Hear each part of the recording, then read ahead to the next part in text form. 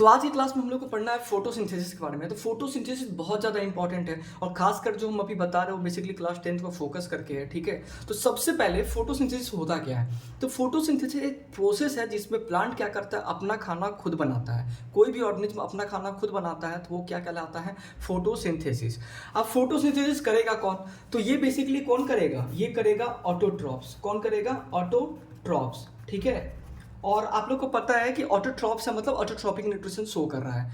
और autotrophic nutrition दो type का था, आप लोग को हम ऑलरेडी बता चुके हैं। ऑटोट्रॉपिक न्यूट्रिशन दो टाइप का था। ऐसा न्यूट्रिशन जिसमें कोई अपना खाना खुद बनाए लाइट के हेल्प से, तो उसको हम लोग कहे थे क्या? Photo autotrophic nutrition. और जो केमिकल एनर्जी का यूज करेगा उसको हम लोग कहते हैं कीमो ऑटोट्रॉपिक न्यूट्रिशन। तो फोटोसिंथेसिस बेसिकली क्या है? फोटो ऑटोट्रॉपिक न्यूट्रिशन है, ठीक है। अब यहाँ पे क्या होता है कि the process by which green plants prepare their own food using light energy with the help of inorganic raw material, ठीक है। तो फोटोसिंथेसिस एक प्रोसेस है जिसमें जो ग्रीन प्लांट्स है वो क्या करता है, अपना खाना खुद बनाता है। किसके हेल्प से?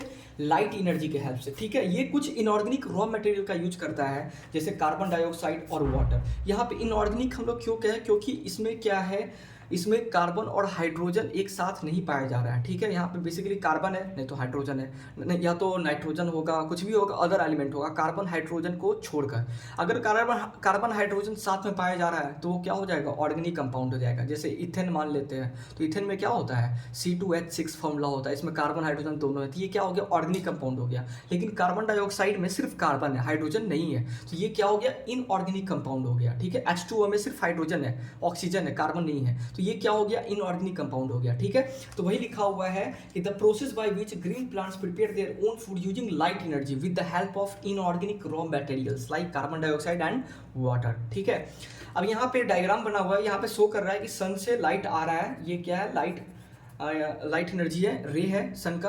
और फिर ये लीफ पे पड़ा और लीफ में क्या होता है? क्लोरोफिल होता है, ठीक है। तो क्लोरोफिल का काम क्या है? ये बेसिकली लाइट को क्या करता है? ट्रैप करता है। लाइट को क्या करता है? ट्रैप करता है, ठीक है। तो ये लाइट को ट्रैप करता है, उसके बाद जो प्रोसेस चलता है उसको आगे बताएंगे। बेसिकली अभी इतना बस जानना है कि लाइट आया, लाइट को ट्रैप कौन किया? क्लोरोफिल ट्रैप किया, ठीक है। अब क्लोरोफिल होता कहाँ पे है? तो क्लोरोफिल लीफ में पाया जाता है, ठीक है। अब उसके बाद लाइट को ट्रैप कर लिया, ठीक है, यहाँ से हम लोग को लाइट एनर्जी मिल गया। अब यहाँ पे क्या होना है? रॉ मटेरियल हमको चाहिए फोटोसिंथेसिस करने के लिए। तो यहाँ पे कार्बन डाइऑक्साइड जो कि एटमॉस्फेयर से प्लांट क्या कर लेगा? ले लेगा। और वाटर को ये क्या करेगा? प्लांट कहाँ से ले लेगा? सॉइल से ले लेगा। इसको कहाँ से ले लेगा? एयर से ले लेगा, एटमॉस्फेयर से ले लेगा, ठीक है।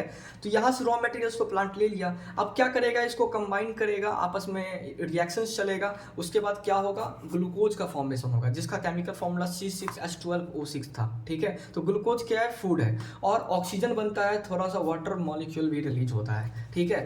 तो ये बेसिकली इक्वेशन था फोटोसिंथेसिस का। ये बेसिकली इक्वेशन नीचे हम लिख दिए हैं, में कार्बन डाइऑक्साइड वाटर कंबाइन करता है और ग्लूकोज बनाता है। यहाँ पे दिया हुआ है कि कहीं कहीं मतलब ऊपर वाला इक्वेशन लिखा रहता है, कहीं कहीं नीचे वाला इक्वेशन लिखा रहता है, तो दोनों में कंफ्यूज नहीं होना है, ठीक है। यहाँ पे जो 6H2O लिखा हुआ है, अगर हम लोग इधर इसको ले जाएंगे तो 12H2O में से 6H2O मॉलिक्यूल्स घट जाएगा, तो नेट कितना बचेगा? 6H2O molecules. तो ऐसे लिखे बात एक ही है, ठीक है।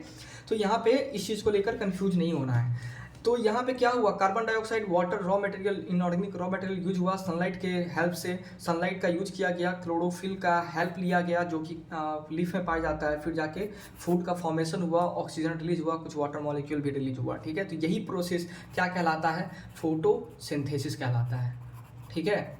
अब उसके बाद याद रखना है, कहीं कहीं लिखा रहता है photosynthesis is a redox reaction. तो एग्जाम में पूछा जा सकता है कि why photosynthesis is a redox reaction, ठीक है। तो यहाँ पे कारण क्या है कि यहाँ पे क्या हो रहा है? कार्बन डाइऑक्साइड का अगर बात करेंगे तो ये ग्लूकोज में फिक्स हो रहा है, ठीक है। तो कार्बन डाइऑक्साइड का फिक्सेशन हो रहा है किसमें? ग्लूकोज में। तो यहाँ पे क्या हो रहा है? हाइड्रोजन का एक तरह से एडिशन हो रहा है। तो एडिशन हो रहा है तो उसका मतलब क्या है? हाइड्रोजन का एडिशन होना मतलब रिडक्शन, हाइड्रोजन को रिमूव करना मतलब ऑक्सीडेशन, ठीक है। वैसे ही ऑक्सीजन को ऐड करना मतलब ऑक्सीडेशन। ऑक्सीजन को रिमूव करना मतलब रिडक्शन, ठीक है। तो यहाँ पे कार्बन डाइऑक्साइड में यहाँ पे क्या हो रहा है, फिक्सेशन हो रहा है, तो हाइड्रोजन ऐड हो जा रहा है, तो ऐड हो जा रहा है, तो ये क्या हुआ, रिडक्शन हुआ। जबकि H2O में हाइड्रोजन रिमूव हो रहा है, तो हाइड्रोजन रिमूव हो रहा है, तो यहाँ पे इसका क्या हो रहा है, ऑक्सीडेशन हो रहा है। मतलब इस इक्वेशन में रिडक्शन भी हो रहा है और ऑक्सीडेशन भी हो रहा है, इसीलिए इस इक्वेशन को हम लोग क्या कह दिए, रेडॉक्स रिएक्शन कह दिए। तो फोटोसिंथेसिस क्या है, एक रेडॉक्स रिएक्शन है। और एक इसको हम लोग एक और रिएक्शन कह सकते हैं। कौन सा रिएक्शन कह सकते हैं इसको, एनाबॉलिक रिएक्शन, ठीक है, एनाबॉलिक रिएक्शन। क्योंकि यहाँ पे दो चीज आपस में, दो सिंपल चीज आपस में कंबाइन कर रहा है और एक कॉम्प्लेक्स मॉलिक्यूल का फॉर्मेशन कर रहा है, इसीलिए इसको हम लोग एनाबॉलिक रिएक्शन भी कह सकते हैं, ठीक है। ये रेडॉक्स रिएक्शन है और एनाबॉलिक रिएक्शन भी है, ठीक है। उसके बाद यहाँ पे साइट दे रहा है, मतलब कि ये फोटोसिंथेसिस होता कहाँ पे है प्लांट में, ठीक है। तो ये कहाँ पे होता है, ग्रीन पार्ट्स में होता है। प्लांट का जो भी हम लोग ग्रीन पार्ट देखते हैं वहाँ पे क्या होता है, फोटोसिंथेसिस होता है। अब अगर बात करेंगे कि एक ट्री है, ठीक है, अब वहाँ पे ओडी उसका स्टीम है और लीफ है उसका ग्रीन, तो क्या ओडी स्टीम में, ये ओडी जो ब्राउन कलर का स्टीम होता है, क्या वहाँ फोटोसिंथेसिस होगा, तो वहाँ फोटोसिंथेसिस नहीं होगा। तो फोटोसिंथेसिस कहाँ पे होगा, तो ग्रीन पार्ट्स में होगा, ठीक है। अगर कोई प्लांट है उसका स्टीम अगर ग्रीन कलर का है तो वहाँ भी फोटोसिंथेसिस हो, क्योंकि वहाँ पे क्या है, क्लोरोफिल है, ठीक है। तो यहाँ पे वही दिया है, only green parts of the plants, ठीक है। अब यहाँ पे ग्रीन पार्ट्स में क्यों होता है, क्योंकि ग्रीन पार्ट्स में क्लोरोफिल पाया जाता है, ठीक है। अब क्लोरोफिल क्या होता है, तो क्लोरोफिल एक ग्रीन कलर पिगमेंट है जो कि ग्रीन कलर प्रोवाइड करता है, किसको, प्लांट को प्रोवाइड करता है, ठीक है, कंटेनिंग। तो क्लोरोफिल कंटेनिंग पार्ट होता है कौन, ग्रीन पार्ट, ये ग्रीन पिगमेंट होता है। अब इसका काम क्या होता है कि ये लाइट को ट्रैप करने का काम करता है, ठीक है, जो कि कहाँ पाया जाता है, क्लोरोप्लास्ट के अंदर पाया जाता है। अब याद रखना, सबसे पहले हम लोग प्लांट देखें, ठीक है। अब प्लांट के अंदर हम लोग गए तो प्लांट के अंदर लीफ, प्लांट पे लीफ हुआ, फिर लीफ में देखे, फिर लीफ को हम लोग जूम किए माइक्रोस्कोप से, तो फिर लीफ को जूम करेंगे तो हम लोग को क्या दिखेगा, क्लोरोप्लास्ट उसके अंदर दिखेगा, ठीक है। अब क्लोरोप्लास्ट के अंदर क्या होगा, क्लोरोप्लास्ट के अंदर क्लोरोफिल पाया जाएगा, समझ आ रहा है। अब फिर क्लोरोफिल क्या करेगा, लाइट को ट्रैप करेगा, और लाइट को ट्रैप करने के बाद क्या होगा, फोटोसिंथेसिस इक्वेशन कहाँ चलेगा, लीफ के अंदर चलेगा। तो ये सीक्वेंस याद करना है, ठीक है। तो आगे चल के हम और भी डिटेल बताएंगे, तब सीक्वेंस को याद करने में और ज़्यादा ईजी हो जाएगा। तो यहाँ पे वही दिया हुआ है कि found in chloroplast of the cell plant. अब देखो प्लांट क्या होता है, फूड बनाता है बहुत। अब प्लांट क्या करता है कि रात में तो फोटोसिंथेसिस होगा नहीं, तो प्लांट क्या करता है कि एक्स्ट्रा फूड भी बना लेता है और उसको स्टोर कर लेता है लीफ में। किस फॉर्म में स्टोर करता है, स्टार्च के फॉर्म में स्टोर करता है। किस फॉर्म में स्टोर करता है, स्टार्च के फॉर्म में स्टोर करता है, ठीक है। तो अगर रात होता है, रात में फोटोसिंथेसिस होता नहीं है, अगर प्लांट को फूड का जरूरी होता है, रिक्वायरमेंट होता है, तो फिर क्या करता है, इस स्टार्च को ये ग्लूकोज में कन्वर्ट करता है। अब फिर जाके इस ग्लूकोज का ब्रेक डाउन करके ये carbon dioxide, water plus energy क्या करता है, रिलीज करता है। इस एनर्जी का फिर जाके वो क्या करता है, प्लांट यूज करता है अपने एक्टिविटी को परफॉर्म करने के लिए, ठीक है। तो स्टार्च को ये क्या करता है, लीफ में स्टोर करता है। आगे चल के हम बताएंगे iodine starch test, starch iodine test जो भी कह लेते हैं, ठीक है। तो वो आगे चल के बताएंगे, जहाँ पे हम लोग क्या करते हैं, स्टार्च को डिटेक्ट करते हैं प्लांट में कि ये प्लांट स्टार्च, यहाँ इस लीफ में स्टार्च पाया जा रहा है या फिर नहीं पाया जा रहा है, ठीक है।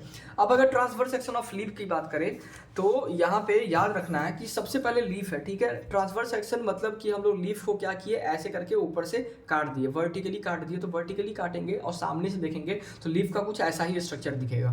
तो सबसे ऊपर का बात करेंगे तो सबसे ऊपर जो लेयर होता है वो होता है क्यूटिकल लेयर। क्या होता है, क्यूटिकल लेयर। ये एक वैक्सी लेयर होता है जो क्या करता है, बेसिकली रेट ऑफ ट्रांसपीरेशन को डिक्रीज करने का काम करता है। मतलब कम से कम पानी क्या हो, लीफ से इवापोरेट करे, उसको क्या करता है, कम करने का काम करता है। क्या, क्यूटिकल लेयर, ठीक है। अगर मान लेते हैं जो रेगिस्तान में प्लांट होता है तो उस प्लांट को वाटर का बहुत ज़रूरी होता है, वैसे ही प्लांट को वाटर कम मिलता है क्योंकि वहाँ पे वाटर कैपेबिलिटी कम है। अब अगर मान लेते हैं वहाँ पे क्यूटिकल लेयर नहीं होगा तो क्या होगा, स्टोमाटा से ज़्यादा पानी लॉस होगा। तो उस केस में क्या होगा कि उसके लीफ में जो डिजर्ट प्लांट होते हैं उसके लीफ में जो क्यूटिकल होता है बहुत ज़्यादा थिक होता है। तो बहुत ज़्यादा थिक होता है तो क्या करता है, ज़्यादा से ज़्यादा वाटर लॉस को क्या करेगा, प्रिवेंट करेगा कि प्लांट का वाटर लॉस नहीं हो और वो वाटर प्लांट के पास रहे और प्लांट क्या करे, उसको यूज करे। तो याद रखना है जो क्यूटिकल लेयर होता है ये बेसिकली वाटर के रेट ऑफ ट्रांसपिरेशन को डिक्रीज करने का काम करता है, ठीक है। उसके नीचे जो लेयर होता है उसको कहते हैं आउटर एपिडर्मिस। ठीक है। ये सिंगल लेयर सेल होता है जो बेसिकली प्लांट को प्रोटेक्ट करता है बाहर के इन्वायरमेंट के पैथोजेन से, ठीक है, कि कोई पैथोजेन इसके अंदर पेनिट्रेट ना कर जाए, तो उसको क्या करता है, प्रिवेंट करता है आउटर एपिडर्मिस। अब उसके नीचे जाएंगे तो उसके नीचे क्या होता है, मीजोफिल सेल होता है, ठीक है। उसके नीचे क्या होता है, मीजोफिल सेल। मीजोफिल सेल का इसमें दो टाइप के सेल पाए जाते हैं, एक होता है पैलिसेड पैरेन्काइमा, दूसरा होता है स्पॉन्जी पैरेन्काइमा, ठीक है। दो टाइप का सेल पाया जा रहा है, एक है पैलिसेड पैरेन्काइमा, दूसरा स्पॉन्जी पैरेन्काइमा। ये दोनों किसके अंदर आ रहा है, मीजोफिल सेल के अंदर आ रहा है, ठीक है। तो अगर मीजोफिल सेल का बात कर रहे हैं तो मतलब पैलिसेड पैरेन्काइमा और स्पॉन्जी पैरेन्काइमा दोनों का बात कर रहे हैं, ठीक है। अब याद रखना है एक चीज कि पैलिसेड पैरेन्काइमा जो होता है वो वर्टिकल होता है, यहाँ पे देख सकते हैं वर्टिकल है, जबकि जो स्पॉन्जी पैरेन्काइमा होता है वो कैसा है, सर्कुलर शेप का होता है, ठीक है, ओवल शेप का होता है। और एक और चीज़ याद रखना है कि जो पैलिसेड पैरेन्काइमा है उसके बीच में जो इंटर स्पेस होता है वो बहुत कम होता है। यहाँ पे क्या है, बहुत कम है स्पेस, सब कोई आपस में चिपक के मतलब लाइन से लगा हुआ अरेंज है। जबकि जो स्पॉन्जी पैरेन्काइमा है उसमें क्या है, बीच में बहुत सारा इंटरसेल्युलर स्पेस है, ठीक है। तो ये चीज़ याद रखना है। और तीसरा डिफरेंस याद रखना है कि इसके अंदर ये जो ब्लैक कलर का डॉट दिख रहा है ये क्या है, क्लोरोप्लास्ट है, क्या है, क्लोरोप्लास्ट है, ठीक है। तो याद रखना है कि क्लोरोप्लास्ट का नंबर पैलिसेड पैरेन्काइमा में ज़्यादा होता है in compare to spongy parenchyma. मतलब स्पॉन्जी पैरेन्काइमा में क्लोरोप्लास्ट का नंबर क्या होगा, कम होगा। अगर हम किससे कंपेरिजन करें तो हम पैलिसेड पैरेन्काइमा से कंपेरिजन करें, तो स्वाभाविक बात है, इसका मतलब है कि सबसे ज़्यादा फोटोसिंथेसिस कहाँ पे होगा, पैलिसेड पैरेन्काइमा में होगा या फिर स्पॉन्जी पैरेन्काइमा में होगा, पैलिसेड पैरेन्काइमा में होगा। क्यों होगा, क्योंकि यहाँ पे क्लोरोप्लास्ट का नंबर ज़्यादा पाया जा रहा है, ठीक है। अब देखो, अब ध्यान से समझो, अब यहाँ पे क्या है, अब उसके नीचे जस्ट आएंगे तो इनर एपिडर्मिस है, लोअर एपिडर्मिस है, ठीक है। अब उसके बाहर फिर से क्या होगा, क्यूटिकल लेयर होगा। अब देखो यहाँ पे क्या है, जो यहाँ पे कुछ एपिडर्मल सेल क्या होता है, अपने आप को मॉडिफाई कर लेता है, किसमें, गार्ड सेल में, ठीक है। तो गार्ड सेल क्या होता है, ये मॉडिफाइड एपिडर्मल सेल होता है, ठीक है। तो ये क्या करता है, ये स्टोमाटा के ओपनिंग को रेगुलेट करता है, उसके क्लोजनिंग एंड ओपनिंग को क्या करता है, रेगुलेट करता है। आगे चल के गार्ड सेल का बारे में बताएंगे। तो गार्ड सेल का बेसिकली ऐसा स्ट्रक्चर होता है, ठीक है। ये गार्ड सेल है, ये क्या है, गार्ड सेल है। अब गार्ड सेल है, अगर ये खुला हुआ है, अब क्या खुला है, तो बीच में क्या है, पोर है, तो यही पोर को हम लोग क्या कह देते हैं, स्टोमाटा कह देते हैं। और ये क्या है, पेयर्ड ऑफ गार्ड सेल है, गार्ड सेल, ठीक है, पेयर्ड ऑफ गार्ड सेल्स। तो ये पेयर्ड ऑफ गार्ड सेल्स जो क्या कर रहा है, इस जो ये पोर है इसको ओपन और क्लोज करने का काम कर रहा है। तो अभी ये ओपन था, ठीक है, ये स्टोमाटा। अब अगर मान लेते हैं कि ये गार्ड सेल क्या होगा, क्लोज हो जाएगा, ठीक है। तो जब क्लोज हो जाएगा तो जो इसके अंदर पोर था वो तो ढक गया ना, वो तो बंद हो गया, ठीक है। तो वो बंद हो गया तो ये क्या हो गया, क्लोज हो गया। तो स्टोमाटा कैसा हो गया, क्लोज हो गया। जब फिर ये गार्ड सेल ऐसे हो जाएगा तो ये ओपन हो जाएगा, फिर ये ऐसे हो जाएगा तो क्लोज हो जाएगा, ओपन हो जाएगा, क्लोज हो जाएगा। तो ये ओपनिंग एंड क्लोजनिंग को कौन रेगुलेट कर रहा है, तो गार्ड सेल रेगुलेट कर रहा है। तो गार्ड सेल क्या है, ये मॉडिफाइड एपिडर्मल सेल है, मॉडिफाइड एपिडर्मल सेल्स है, ठीक है। तो गार्ड सेल क्या है, मॉडिफाइड एपिडर्मल सेल। इसका जो मैकेनिज्म होता है उसके बारे में होता है, तो ये हम आगे वाली क्लास में बताएंगे, ठीक है। तो अभी बेसिकली हम बता दिए कि गार्ड सेल होता क्या है, क्योंकि ये डायग्राम में दिखा रहा था। तो यहाँ पे वही है, स्टोमाटा है, बगल में क्या है, गार्ड सेल है, पेयर ऑफ गार्ड सेल। हमेशा याद रखना है कि हर स्टोमाटा दो गार्ड सेल के मिलने से बनता है, ठीक है। मतलब pair of guard cell regulate a single stomata, ठीक है, समझ आ गया।